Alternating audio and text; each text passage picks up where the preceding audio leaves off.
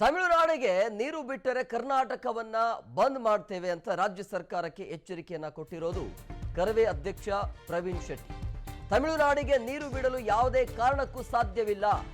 ಕರ್ನಾಟಕ ರಕ್ಷಣಾ ವೇದಿಕೆಯ ರಾಜ್ಯಾಧ್ಯಕ್ಷರಾಗಿರುವಂತಹ ಪ್ರವೀಣ್ ಕುಮಾರ್ ಶೆಟ್ಟಿ ಈ ರೀತಿಯಾಗಿ ರಾಜ್ಯ ಸರ್ಕಾರಕ್ಕೆ ನೇರ ಎಚ್ಚರಿಕೆಯನ್ನ ಕೊಟ್ಟಿದ್ದಾರೆ.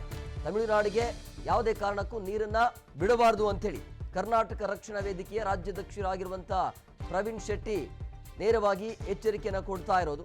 ಮೊದಲೇ ನೀರಿಲ್ಲ ಅಂತೇಳಿ ಸಾಯ್ತಾ ಇದ್ದೀವಿ. ಈಗಾಗಲೇ 1 ತಿಂಗಳ ಹಿಂದೆನೆ ಸಿಎಂ ಡಿ.ಕೆ. ಶಿವಕುಮಾರ್ ಹೇಳಿದ್ರು ಈ ಬಾರಿ ಬೆಳೆ ಬೆಳೆಯೋದಕ್ಕೆ ಯಾವುದೇ ರೀತಿಯಾಗಿ ನೀರು ಸಿಗೋದಿಲ್ಲ ಅಂತೇಳಿ. ಆದರೂ ಕೂಡ ಮತ್ತೆ ನೀರು ಬಿಡಬೇಕು ಅಂತ ಹೇಳಿದ್ರೆ ಇದು ಯಾವ ಆದೇಶ ಇದು?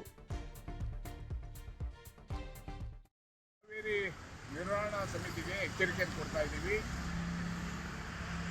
ಕರ್ನಾಟಕದಲ್ಲಿ 20% ಭಾಗ ಮಳೆ ಇನ್ನೂ ಬಂದಿಲ್ಲ. ಎಲ್ಲ ಡ್ಯಾಮ್ಗಳು ಖಾಲಿ ಇದ್ದಾವೆ. ಕರ್ನಾಟಕದ ಜನರಿಗೆ, ಬೆಂಗಳೂರು ನಗರ ಜನರಿಗೆ ಕುಡಿಲಿಕ್ಕೆ ನೀರಿಲ್ಲ. ಇಂಥ ಸಂದರ್ಭದಲ್ಲಿ ಕಾವೇರಿ ನಿರ್ವಹಣಾ ಮಂಡಳಿ ತಮಿಳುನಾಡಿಗೆ ದಿನನಿತ್ಯ 3.5 ಕ್ಯೂಸೆಕ್ ನೀರನ್ನು ಬಿಡಿ ಅಂತ ಹೇಳುವಂಥದ್ದನ್ನು ತೀವ್ರವಾಗಿ ಕರ್ನಾಟಕ ರಕ್ಷಣಾ ವೇದಿಕೆ ಖಂಡಿಸ್ತಾ ಇದ್ದೀವಿ. ಈ ಕೂಡಲೇ ಸರ್ಕಾರ ದಿಟ್ಟವಾದ ನಿರ್ಧಾರವನ್ನು ತಗೋಬೇಕಾಗುತ್ತೆ. ಯಾವುದೇ ಕಾರಣಕ್ಕೂ ತಮಿಳುನಾಡಿಗೆ ನೀರನ್ನು ಬಿಡಬಾರ್ದು. ಇರುವಾಗ ನೀರನ್ನು ಬಿಟ್ಟಿದ್ದೀವಿ, ಇಲ್ಲದೆ ಇರುವಾಗ ಎಲ್ಲಿಂದ ನೀರನ್ನು ಬಿಡಲಿಕ್ಕಾಗುತ್ತೆ? ಏನಾದರೂ ಸರ್ಕಾರ ನೀರು ಬಿಟ್ಟಿದ್ದೇ ಆದರೆ ಎಲ್ಲ ರೈತ ಪರ ಸಂಘಟನೆಗಳು, ದಲಿತ ಪರ ಸಂಘಟನೆಗಳು, ಕನ್ನಡ ಪರ ಸಂಘಟನೆಗಳು ಒಟ್ಟಿಗೆ ಸೇರಿ ವಾಟಾಳ್ ನಾಗರಾಜ್ ಅವರ ನಾಯಕತ್ವದಲ್ಲಿ ಕರ್ನಾಟಕ ಬಂದ್ ಕರೆಯನ್ನು ಕೊಡಬೇಕಾಗತ್ತೆ. ಎಚ್ಚರಿಕೆಯನ್ನು ಕೊಡ್ತಾ ಇದ್ದೀವಿ. ಬೆಂಗಳೂರು ನಗರದಲ್ಲೇ ಕುಡಿಲಿಕ್ಕೆ ನೀರಿಲ್ಲ, ರೈತರಿಗೆ ನೀರಿಲ್ಲ, ಜಾನುವಾರುಗಳಿಗೆ ನೀರಿಲ್ಲ. ಡೈಲಿ ದಿನನಿತ್ಯ ಕುಡಿಯಂದ್ರೆ ಎಲ್ಲಿಂದ ಕೊಡೋಕ್ಕಾಗತ್ತೆ?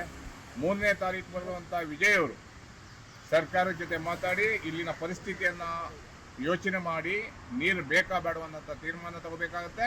ಒಂದು ಕಡೆ ಮೇಕೆದಾಟು ಯೋಜನೆ ಮಾಡಲಿಕ್ಕೆ ತಡೆ ಹಿಡಿತೀರಾ, ಇನ್ನೊಂದು ಕಡೆ ಕಾವೇರಿ ನೀರನ್ನು ಕಿತ್ಕೊಳ್ಳೋಕೆ ಹೋಗ್ತೀರಾ. ದೇಶದ ಒಕ್ಕೂಟದ ವ್ಯವಸ್ಥೆಯಲ್ಲಿ ಇದೀವಾ ನಾವು ಇಲ್ವಾ ಅನ್ನುವಂಥ ಪ್ರಶ್ನೆ ನಾವು ಕೇಳಬೇಕಾಗತ್ತೆ. ಸರ್ಕಾರ, ಕೇಂದ್ರ ಸರ್ಕಾರ ಮಧ್ಯಪ್ರವೇಶ ಮಾಡಬೇಕು. ಈ ಕೂಡಲೇ ನಿರ್ವಹಣಾ ಮಂಡಳಿ ಆದೇಶವನ್ನು ಧಿಕ್ಕರಿಸಿ ನೀರನ್ನು ಕೊಡಬಾರ್ದು ಅನ್ನುವಂಥ ಒತ್ತಾಯವನ್ನು ಮಾಡ್ತಾ ಇದ್ದೀವಿ.